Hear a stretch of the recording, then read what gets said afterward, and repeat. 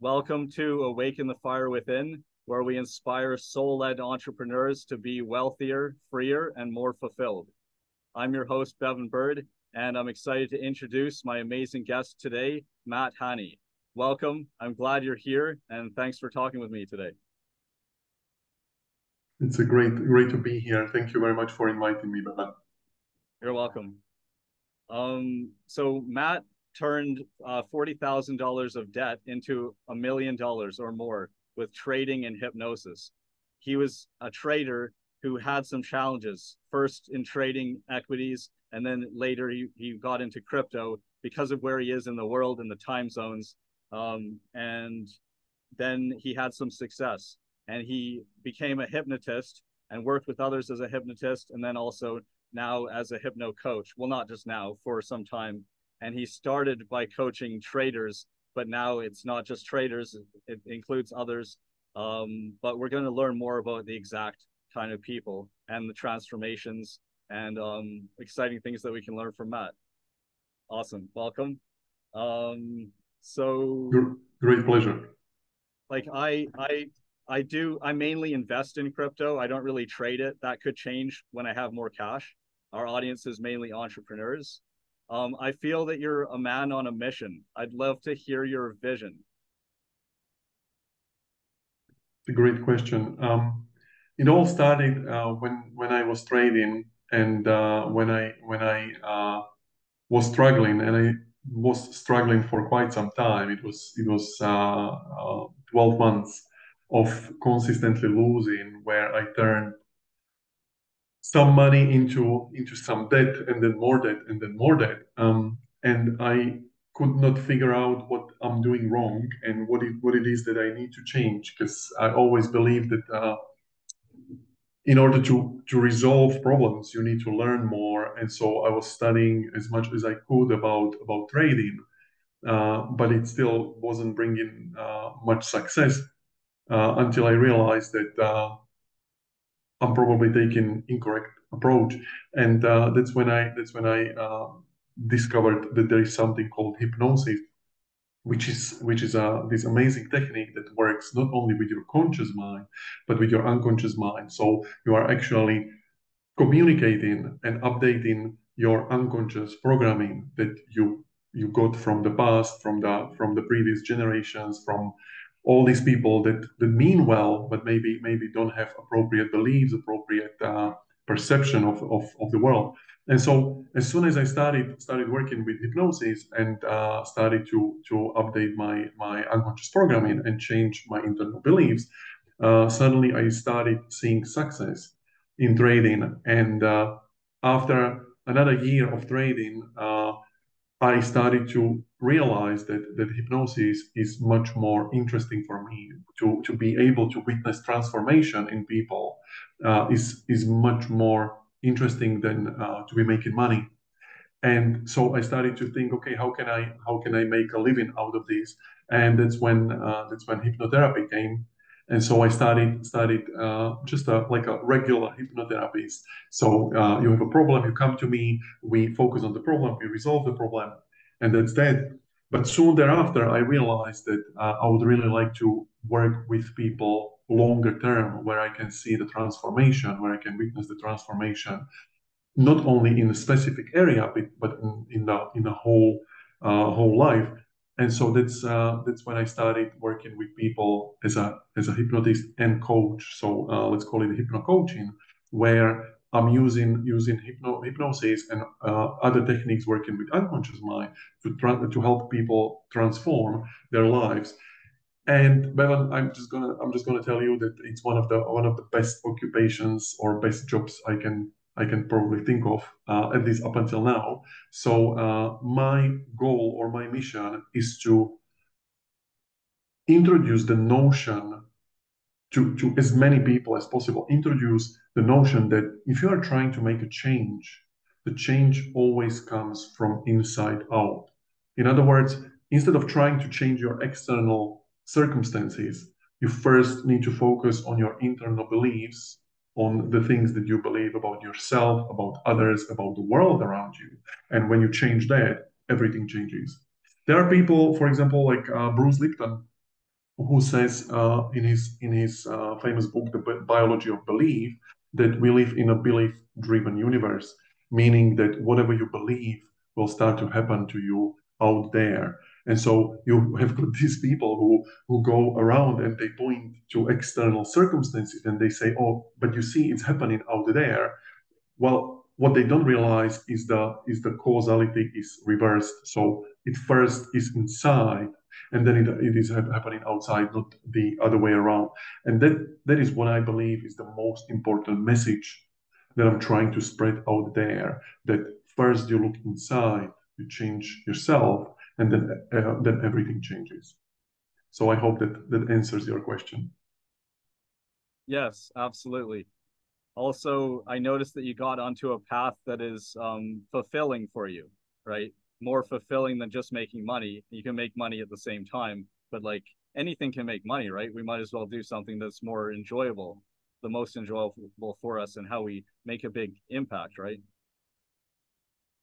That's correct. When I was still trading as an active trader, what used to happen was that my, let's call them colleagues, people who sat next to me on the floor, traders, would come to me knowing that I do what I did, so hypnosis, and I use all these techniques, ask me for for help with, I don't know, stopping smoking or different habits that they wanted to remove.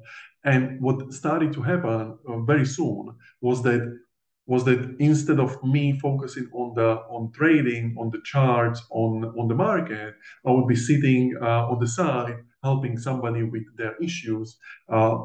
In other words, missing out on opportunities, but I never saw it as a missed out opportunity, because I believe that you are here to follow your body feeling that brings you satisfaction. At least that's in my case. And this was something that was much more satisfying than sitting and clicking and making money. Not saying that there is something wrong with it. I still work with traders, and obviously the more money you make, the more money you can invest into society and everything. But I believe that it is not the end result that is important, but it is the doing itself, the activity, that is important, at least for me. So if I am to choose, 100 times, if I was to choose 100 times, I would choose 100 times hypnosis and hypno-coaching over trading, because it's just much more satisfying and much more fulfilling for me. Yeah, me as well. Also, one of the people that I've been working with, someone that's a mentor to me, talked about how we want things in life, right? Well, but why do we want them? Because of how we believe that they will make us feel. Well, we can Exactly. give ourselves those feelings beforehand. We can imagine we already have it and we can feel it, because maybe we think we have some kind of lack, but maybe we don't really. It's just in our mind, right? So, Right. what do you think about that? It's well, what people want is not things. What people want are not possessions. What people want is definitely not the house and the car and I don't know what else.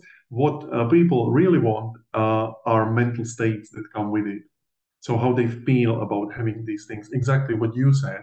And so it is very much possible to have those mental states before. And honestly, it seems to be, again, reverse causality, where the success actually comes from you being first in those mental states. Let's call them happiness, let's call them satisfaction, let's call them feeling of fulfillment first, and then the success comes. Many people say, oh, when I have success, only then and only then I can be happy and will be fulfilled and satisfied, which is actually quite the opposite. So, nothing for listeners or for people who are watching this, nothing prevents you from being satisfied right here, right now. Nothing prevents you from being grateful. Nothing prevents you from feeling fulfilled right here, right now. And actually, by not doing it, you are preventing yourself from having the highest success that you deserve. So you might as well start doing it right now and see what happens. Yeah, absolutely. Um, yeah, I'm intrigued by how like I really like how the hypnosis can help you change your beliefs quickly, right? More quickly than some other way. Let's go into the transformation that your clients get. Like, share a story with us or tell us about the single biggest result that a client has got or some kind of inspiring client journey. Right. Okay. That's an excellent question. So uh, the one, okay, I'm gonna just go with this year because this year has been a year of transformations, and I had a couple of clients coming with me with money beliefs, and these distorted assumptions about money and how they could not attract money because they believed specific things, and just by changing these lines of code within their inner programming, suddenly money started to come into their life, funnily enough, by them not changing anything about the external actions. So it's not like they would pick up some new habit or new action. They just kept doing what they were doing, but they just switched belief inside, and suddenly the money started pouring in. But the biggest transformation or the biggest success that I consider was at the beginning, at the very beginning of this year. I got on a phone call with a good friend from Estonia, and he's a millionaire trader, multimillionaire, maybe probably even now in 8 digits, I would say. And and when I was talking to him, I'm like, "How are you?" And he said, "Well, trading is going fine, but I'm the worst that I have ever been. It's almost like a doomsday scenario. I have all these feelings of anxiety and depression and sadness, and I don't know, like." What's happening? I have everything that I ever wanted externally, but I still feel like what's the point? And I'm like, okay, well, maybe we wanna. And he was very nice because he's like, oh, I didn't want to bother you because you're probably busy. And so we started working together, and there is this. I feel moral of the story is this. It took us about 2 to 3 months to get him from this doomsday scenario into a very balanced life where he goes through life and he lives his 7 days a week, and there are no big dramas happening around him. There are no these feelings of anxiety or depression. Everything was just released from his body. It's not there anymore. But the moral of the story is this: if you focus on something that you want, you have some needs, and also you have some wants, you have some things that are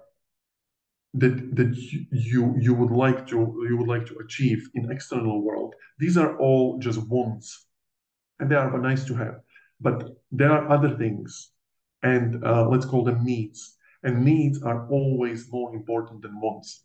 And so you have two parts of the brain or part of the mind. One is conscious mind that is interested in your wants and preferences and all these desires that you have, and then there is unconscious mind that is purely about the needs.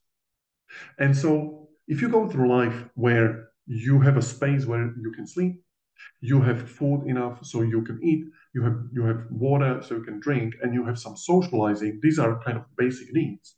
Then the next on the list are all the things that are unprocessed from the past, all those traumas that you've been through and you haven't processed them. And this was exactly the example with this friend of mine who had all the success that he could imagine. Yet there were a lot of things in the past or coming from the past that haven't been processed, and it was his unconscious mind bringing these into his awareness, and that's why he was feeling what he was feeling, all these anxious feelings and sadness and depression, because this was the time for him to look at it. And as soon as we resolve this, as soon as we de-energize these past traumas, suddenly he was balanced, and he is ever since. So the thing is that if you find yourself, and again, I know that this interview and your channel is for entrepreneurs. So entrepreneurs, if you have success and whatever level of success you have, but you still feel like something is missing, or you feel like something is wrong with your life, or you feel anxious or depressed or sad out of nowhere, then know that it is your unconscious mind telling you, hey, you gotta look at something in your past that you haven't looked at. And just know for yourself that actually it means that you are now in the stage of your life where you have enough resources to look at it. Otherwise, it would not come. Otherwise, your unconscious mind would wait until you maybe grow personally, maybe you achieve a different level. So, in other words, if you feel negative feelings out of nowhere, it is your unconscious mind telling you there is something to look at, and that's your need. So that requires your attention more than making all these, millions or whatever it is that you want. Okay, so needs first, and then wants. All right, absolutely.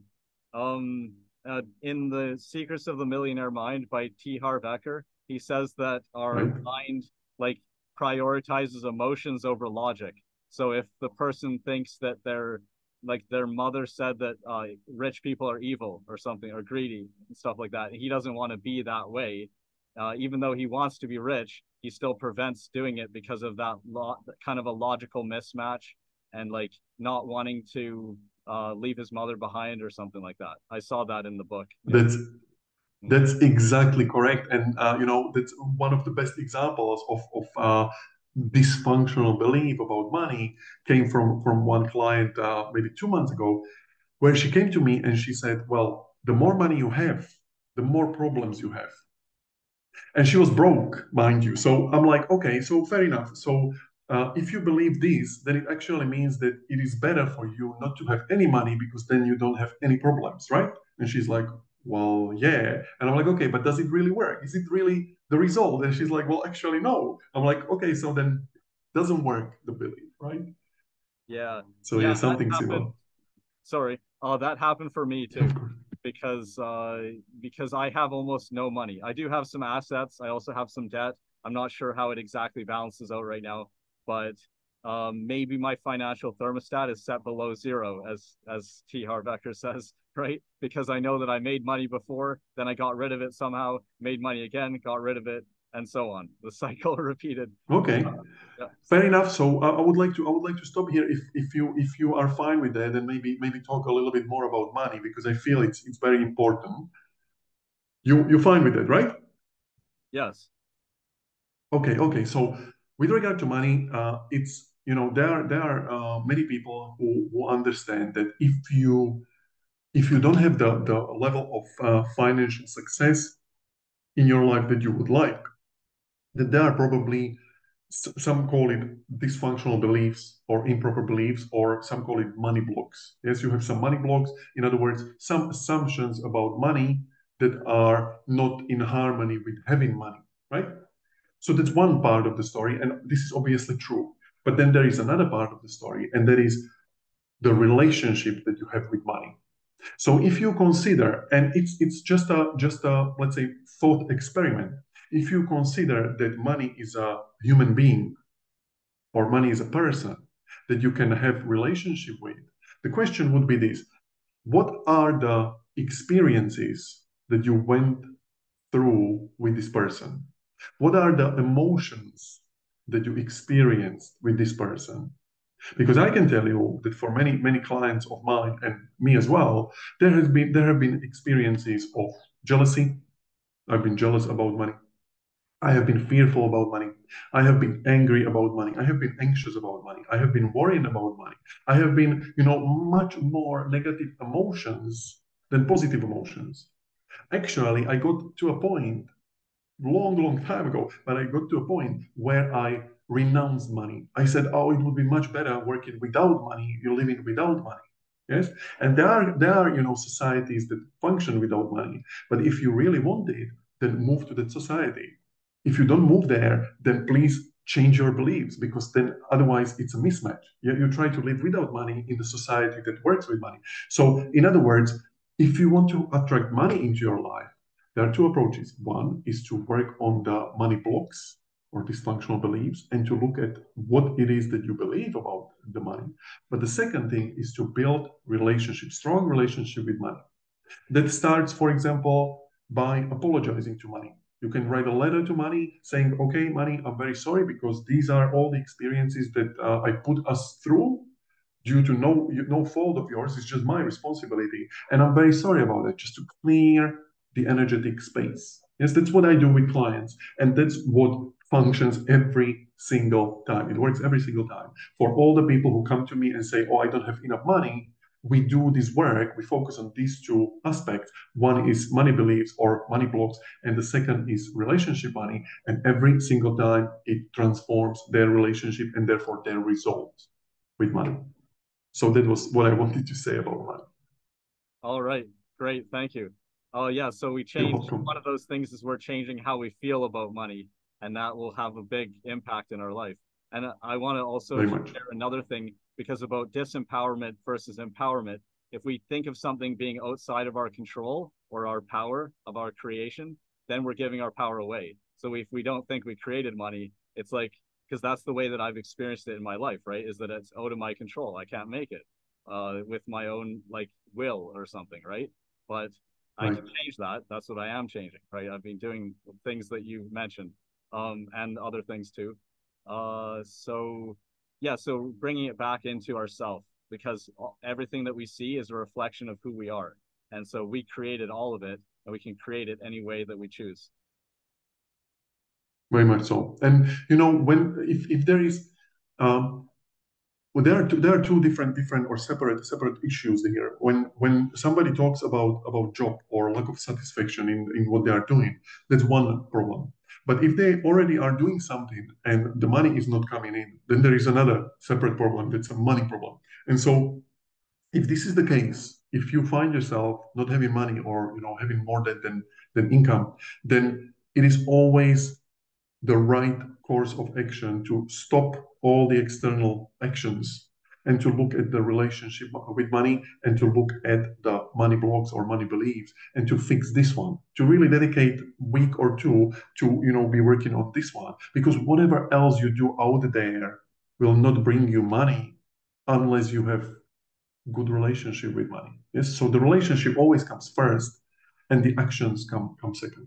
And all in all, you don't even have to change your actions going forward. When you change the relationship with money, everything changes. You see, this is like many people say, "Oh, this is just make believe. It's just wishful thinking." Well, if you don't understand how quantum energetics work, then you look into that, please. You look into that and to see what we are actually talking about. It's all now well documented that this is not just if somebody like Harv Eker writes a book, they know what they are talking about. And he's not the only one. There are hundreds of books like this. So they are talking specifically about the fact that there is energy that you can either attract or repel by the space that you create.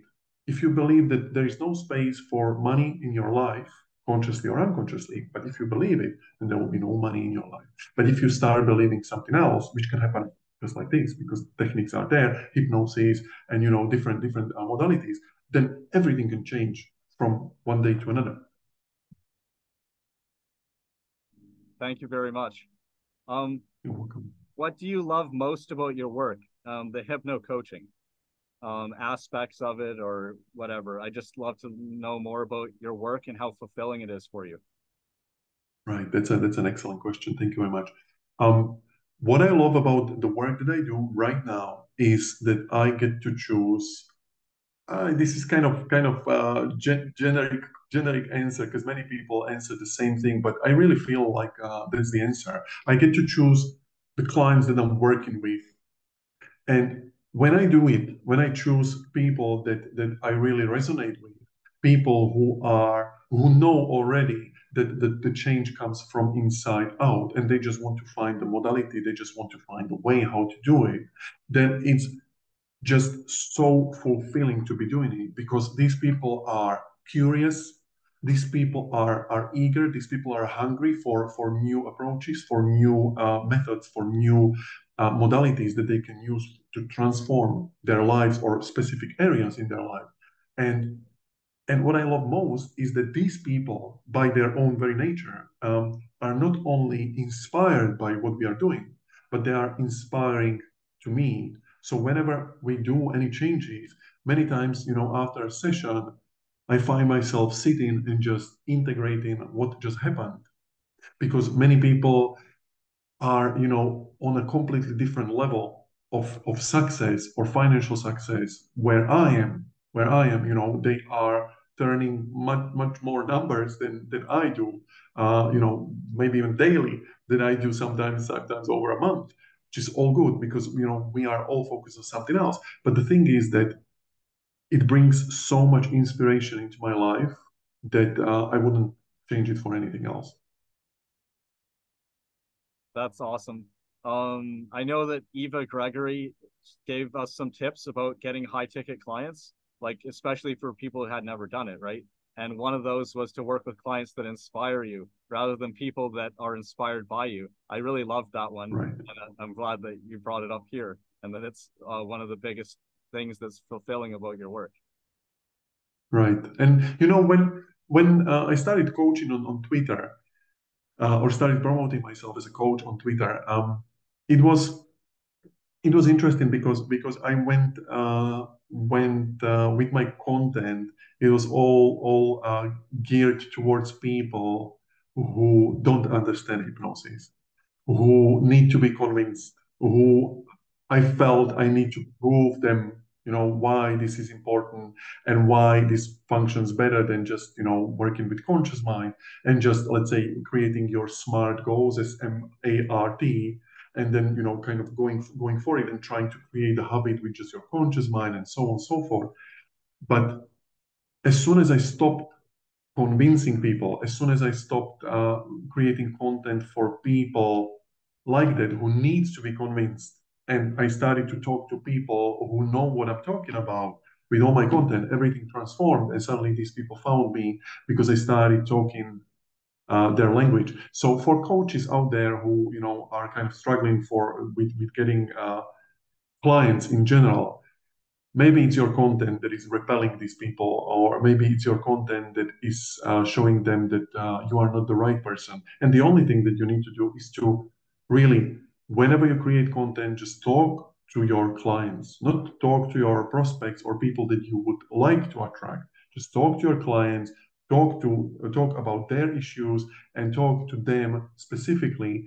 And other people who are similar to them will come to you as a result. So that was the biggest takeaway. Yeah, that's awesome. Thank you for volunteering that because I'm like kind of a new coach. I've never had success selling my coaching. I think I've had success actually coaching people, but not in selling it. So that really helps me. Right. And it reminds me of what a friend of mine, Fabi, who is a brand strategist, said and is talking to those ready to invest clients. So I love your tip. I'm going to use it. Um, have you found a difference coaching men versus women in a difference in how they think? I love the question. So when I started on Twitter, again, going a little bit back, I thought that my ideal customer is a male between, let's say, 25, 35, or somewhere there. And I tried to focus on them. And after I made a shift into really just writing to my clients, not to try to convince anybody, suddenly I started to attract women that were much bigger range of age, and I generally find myself working more with women than men. Don't know why, but I not only don't mind, but actually like it. The difference, I can tell you one thing, and that is that at the beginning of coaching, I always go through a matchmaking call, which is all about me finding out who the client is and how they think. And what I'm always interested in is the open-mindedness of the person, meaning I want to work with a person who knows that they don't know everything. Yes, and then if this is the case, then I'm more than happy to work with them, regardless of men or women or whatever. It's more about being really open-minded because I feel like that's the most important aspect of being coachable, right? So that's what I'm after, and that's what I'm looking for. Okay, awesome. And it was actually once you got to 1,000 Twitter followers, that was the trigger event which brought our worlds together, actually. because I was looking at someone's Twitter and they had celebrated. Like I saw one of their tweets. Well, I thought it was their tweet, but it was like maybe your tweet, or maybe it was someone else's tweet that they retweeted, where a person was actually celebrating that you had gotten to 1,000 followers, or someone was retweeting Right. your tweet about celebrating or something. So anyway, but then in your bio though, how you turn minus 40K into over 1 million, and with trading and hypnosis, I'm like, well, I like both of those things. I learned about self hypnosis from Steve G. Jones, and conversational hypnosis. So I thought, well, hey, I'm passionate about both those things. I'd love to hear that story. But I did already get the story because you kindly shared the interview with me. So we'll definitely link to that previous interview because I've watched it already, and my audience can check it out and hear your story of how Thank you you. got, yeah, how you got to where you are. So because here we're focusing mostly on the coaching and the transformation. Let me see. Yeah, I may have another question. Okay, so yeah, what are the questions that you use, I guess generally, to help someone get clear on what they want in life? Oh, that's an excellent question. So when I start with people on the very first call, the first two questions that I always ask are the same, and then from that we branch into different directions. But they are always same two questions. First question is, what do you want? And it's kind of, it's kind of this rude question. Somebody comes to you and you're like, hey, what do you want? But really, this is the question that for many people are just puzzling. They don't know. They just know what they don't want. And many times, almost as if to speaking to a therapist, when I ask them what do you want, they start telling me their whole life story, how they suffered and what they experienced. And my policy is quite simple, and that is I want to hear a person's story. I am very interested in their story, but only once, because the story is actually the thing that keeps you stuck in the place. The story and your past experiences are those things that makes you justified in your suffering, in your victimhood, in whatever it is that you experience. And in other words, if you try to take that story and give it to somebody else, share it with them, then you have another person who you can say, oh, now even you know how I suffered, and it makes sense why I'm not successful, why I don't have whatever. But the story for me is very important to hear, because in telling the story, people are using words, and the words are what is revealing the actual problem. So when I ask people, what do you want? Even if they don't know what they want, their unconscious mind is always communicating, and their unconscious mind will tell me what the problem is, when the problem started, and how to fix it. All these things are inside each and every one of us. I don't have any solutions for anybody. I have techniques, but solutions are always inside you. So you don't need to go out there and discover a new technique or new approach, or let's say new book to discover the solutions, because solutions are inside you. You just need to connect the dots, and that's what I do. So the second question, very short, is if you know what you want, what prevents you from having what you want? What stands in the way between what you want and where you are right now? And again, coming back to it, your unconscious mind always knows. So as soon as you ask these two questions and you are ready to listen, unconscious mind will always reveal everything. And it is indeed the case that within the first 30 minutes of speaking to anyone, and it's not only with the client, with a potential client, but literally with any person out there. If you know how to listen, and if you ask just these two questions, people will reveal their biggest problem and the solution to the problem right there, right then. And then from then, it's just, it's easy because we know what to do, because we already been, it has already been revealed. Ah, yes. So that makes the job of a coach or a consultant very easy. I've also seen how Very easy. Frank Kern, like he's a great consultant, and how he shows how he does it, and he says, yeah, it's simple, right? But people need a perspective from outside themselves. Um, I one thing I want to talk about is needs, because we talked about needs earlier, and then you ask them what they Right. want, but you don't ask them what they need. That might be an interesting thing too. If they're aware of what they need or what do they unconsciously need, of course, their wants will lead to it. They want to feel a certain way and so on.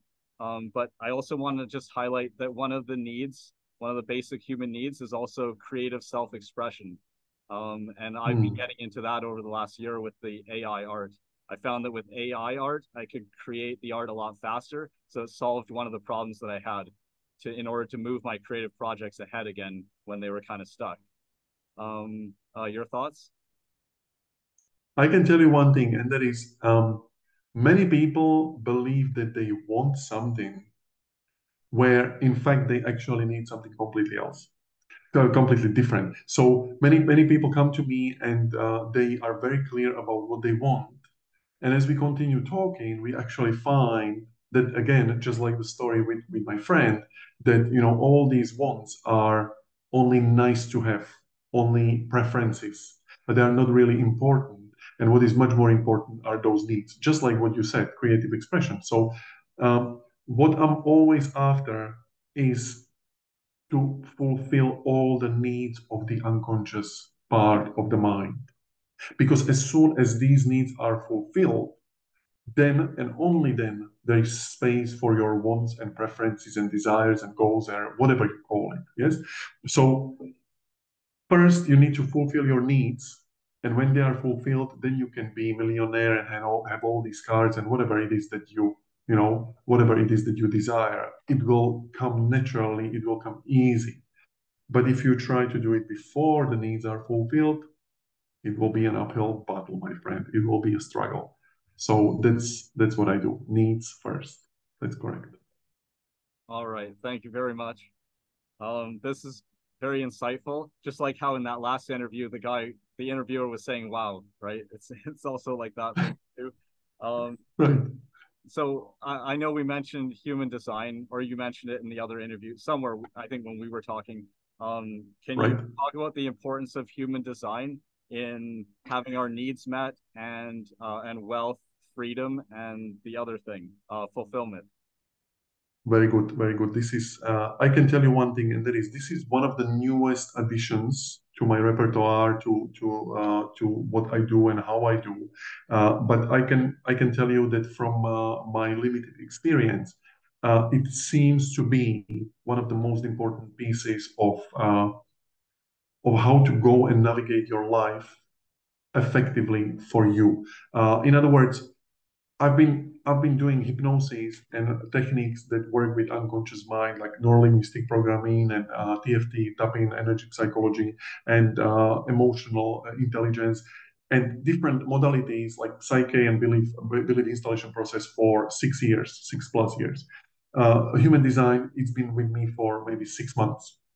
My wife got very excited about human design and she went straight deep into it. And she is now one of the biggest specialists I know, that I've come across, even though she has been studying it for just short 6 months. Uh, but with human design, it's actually very clear that regardless of what type you are, there is a high chance, very high chance, that you are supposed to make decisions not with your mind, but with your body, with your either feeling or with your psychological response, meaning that you have yes or no from the gut feeling. So not a single person or very little percentage of people out there in population are supposed to make decisions with their conscious mind.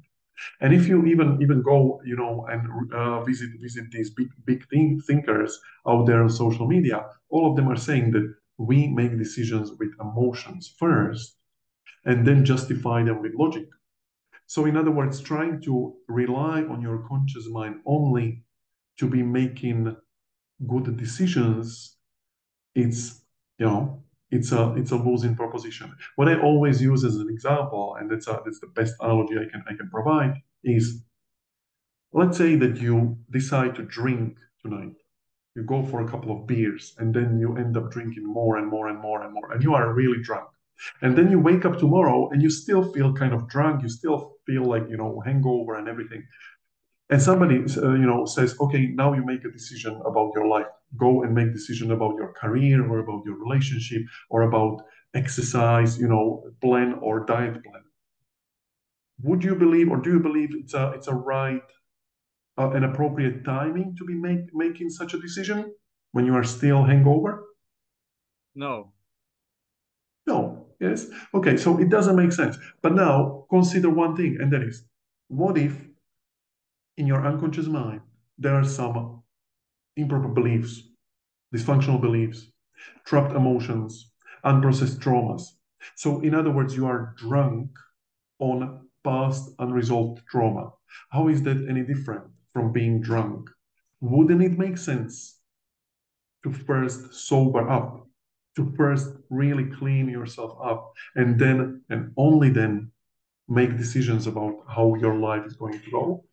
I feel it would. And so this is what I always guide people to do. First, sober up, and then start making decisions going forward. Awesome. Yeah, thank you very much. It's very insightful and it has a profound impact on people's lives. Like realizing that most people make decisions emotionally, and that it's the best way. Hmm. Yes, and human design is exactly, saying this, and it provides quite a lot of insight into each and every individual. But I feel the most important is to just know if you have access to energy or not, and how you are supposed to work with the energy. If you are supposed to initiate, which is very small percentage, or if you are supposed to wait until you are invited or respond to environment, like for example, I am. All right.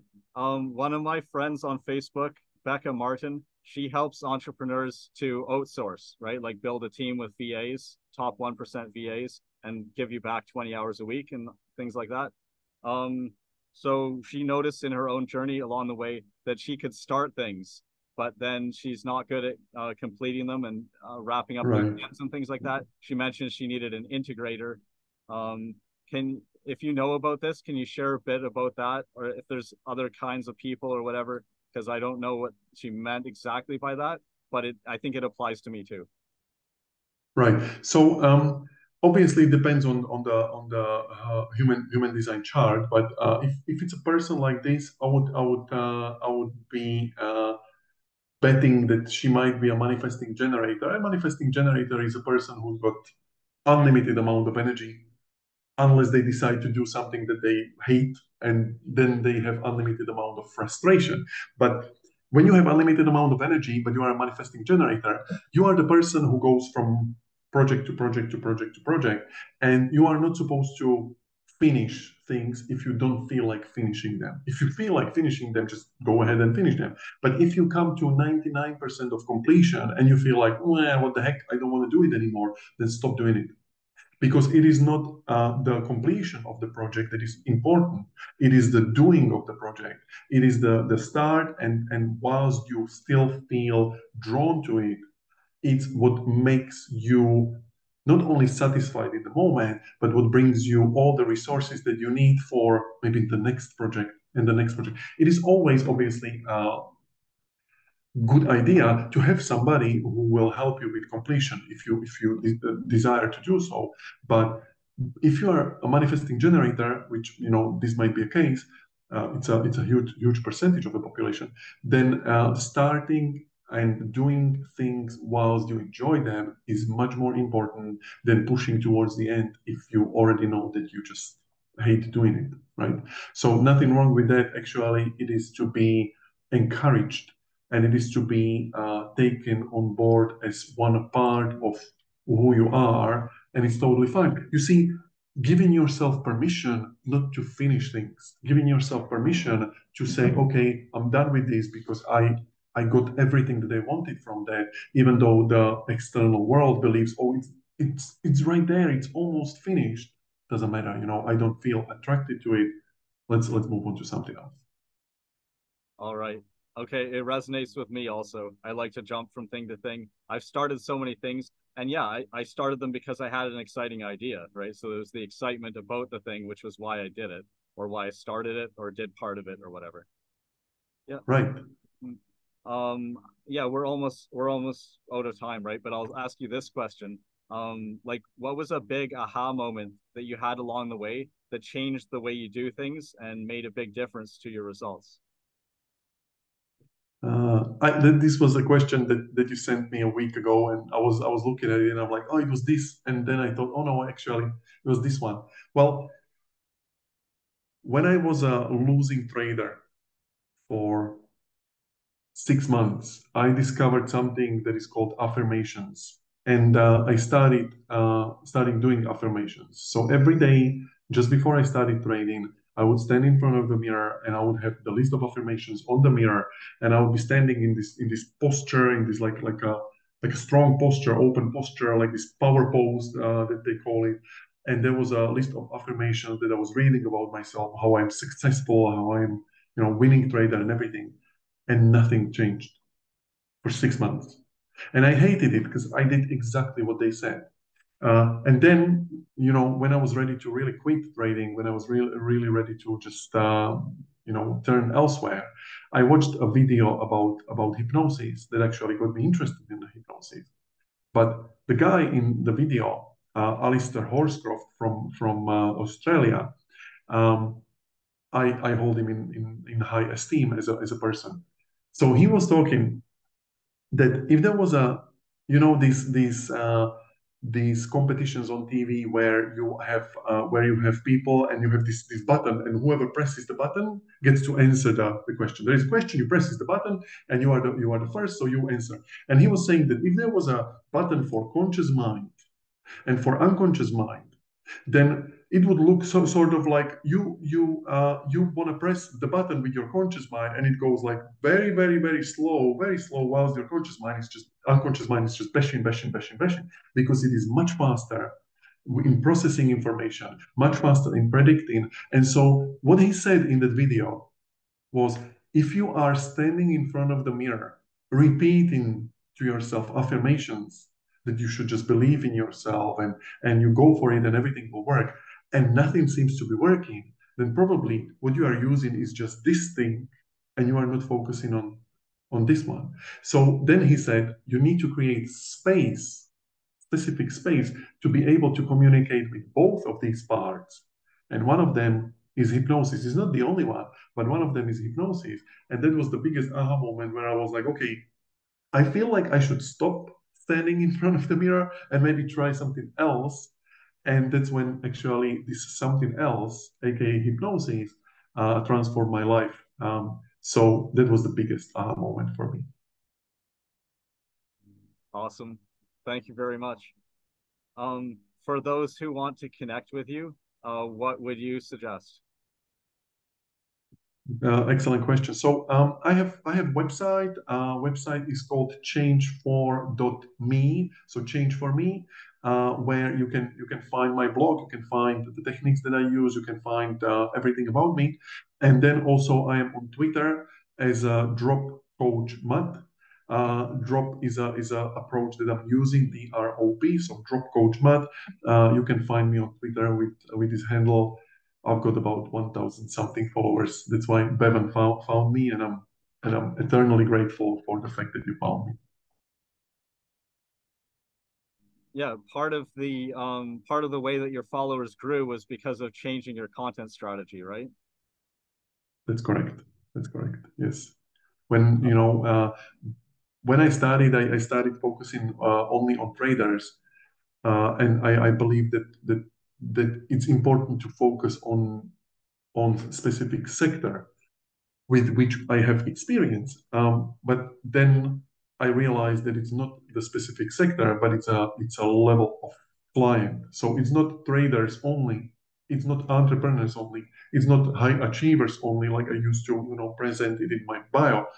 It's whoever is honestly stuck in their progress in whichever area, okay, relationship, career, money, whatever it is, health, you are stuck and you tried everything and nothing seems to work. And you are open-minded enough to consider hypnosis, which is still sort of, for many people, is like, what is this? It's like, what is it about?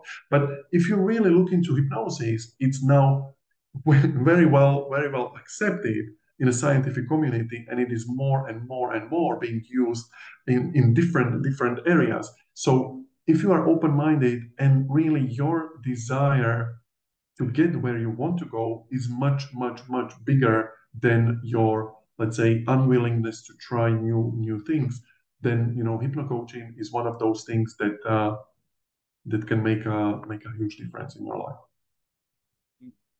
Yeah, I can see that it changed your life. So thank you very much for giving us your time today, this interview. You've been very generous and with your wisdom as well. So thank you.